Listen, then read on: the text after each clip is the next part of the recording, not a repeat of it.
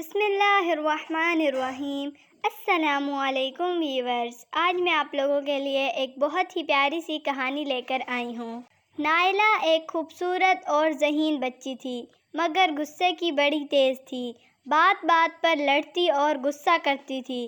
اس کی بڑی بہن سونیا اسے بہت پیار سے سمجھاتی تھی کہ تم بڑوں کا ادب کیا کرو، غصہ نہیں کیا کرو، کیونکہ ایسا کرنا کسی طور پر بھی مناسب نہیں ہے۔ مگر نائلہ ایک کان سے سنتی اور دوسرے کان سے نکال دیتی۔ کل نائلہ کے اسکول کا رزلٹ تھا۔ چونکہ وہ ہونہار طالبہ تھی، اسے پورا یقین تھا کہ وہ ضرور فرسٹ پوزیشن لے گی، اور ایسا ہی ہوا۔ رزلٹ سنایا گیا تو فرسٹ پوزیشن اسی کی تھی۔ اسکول کی پرنسپل صاحبہ نے اسے انعام میں شیلڈ دی۔ نائلہ خوشی خوشی گھر آئی اور زور زور سے آپی کو آوازیں دینے لگی، سونیا آپی کہاں ہیں آپ؟ آج نائلہ تم بہت خوش خیریت ہے، کیا ہوا؟ سونیا آپی نے پوچھا۔ ہے ہی خوشی کی بات، میں اپنی کلاس میں فرسٹ آئی ہوں، نائلہ نے کہا۔ آپی یہ سن کر بہت خوش ہوئی اور نائلہ نے شیلڈ آپی کی طرف بڑھا دی۔ مگر یہ کیا؟ شیلڈ آپی کے ہاتھ سے گر کر ٹوٹ گئی، جس پر نائلہ کو بہت غصہ آیا۔ وہ غصے میں آگ بگولا ہو کر آپی پر برس پڑی۔ نائلہ نے اپنی بڑی آپی سے بہت زیادہ بدتمیزی کی۔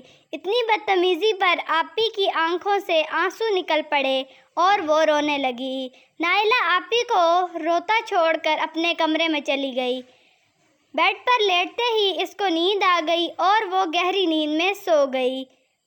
نائلہ نے خواب میں دیکھا کہ وہ ایک باغ میں اپنی آپی سونیا کے ساتھ کھیل رہی ہے اور اچانک اس کی نظر جھولے پر پڑی۔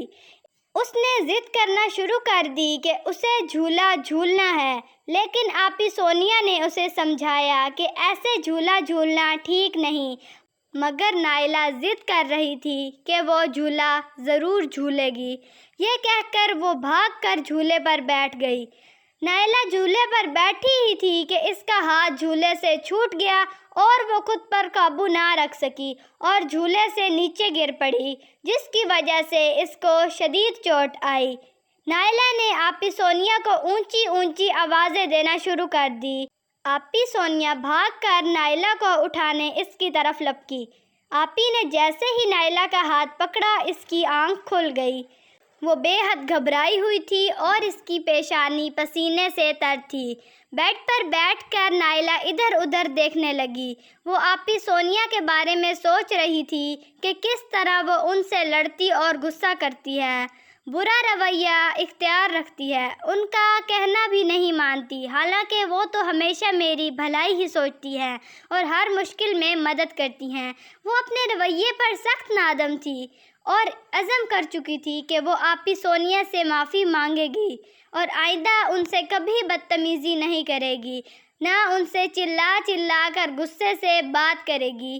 آپی سونیا کو ڈھونڈتے ہوئے وہ ان کے کمرے تک پہنچ گئی اور آپی کو آوازیں دینے لگی اور معذرت کرنے لگی، کیونکہ وہ اپنے کیے پر شرمندہ تھی۔ آپی سونیا نائلہ کے اس رویے پر حیران تھی۔ آپی کی حیرت کو بھانپتے ہوئے اس نے انہیں اپنا سارا خواب سنایا اور کہا، میرے ساتھ ایسا بڑوں کا کہنا نہ ماننے اور بڑوں کا ادب نہ کرنے کی وجہ سے ہوا ہے۔ آپی سونیا نائلہ کی باتیں سن کر مسکرا دی اور اس کو معاف کر دیا اور سوچنے لگی، خواب کے ذریعے ہی صحیح نائلہ کی اصلاح تو ہوئی۔ اس کہانی سے ہمیں یہ سبق ملتا ہے کہ ہمیں بڑوں کا ادب کرنا چاہیے، اور اگر کبھی بڑے کوئی غلط بات بھی کر دیں تو ہمیں ان سے بدتمیزی نہیں کرنی چاہیے، بلکہ خاموشی اختیار کر لینی چاہیے۔